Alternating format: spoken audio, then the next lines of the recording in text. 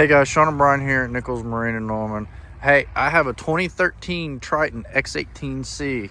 This Triton is in the Crappie floor plan boat, so you'll have 2 seats at the bow for crappie fishing. We got the easy step-up trailer system. Let's crawl inside and let's take a look.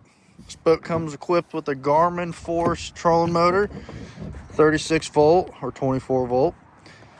Newly equipped, brand new Garmin 93 SV at the bow.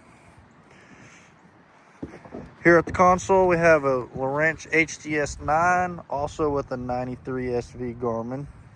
So you'll have 2 transducers. This boat has a 115 Mercury 4-stroke on the back.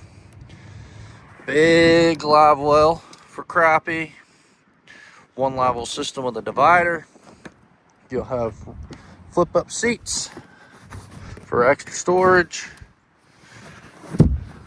Rod box, plenty of storage, plenty of room for you and a fishing buddy to go crappie fishing. Guys, this boat won't last very long on the market, so make sure you come see me at Nichols Marine in Norman at 1700 Brandon Boulevard, or visit our website at nicholsmarine.com.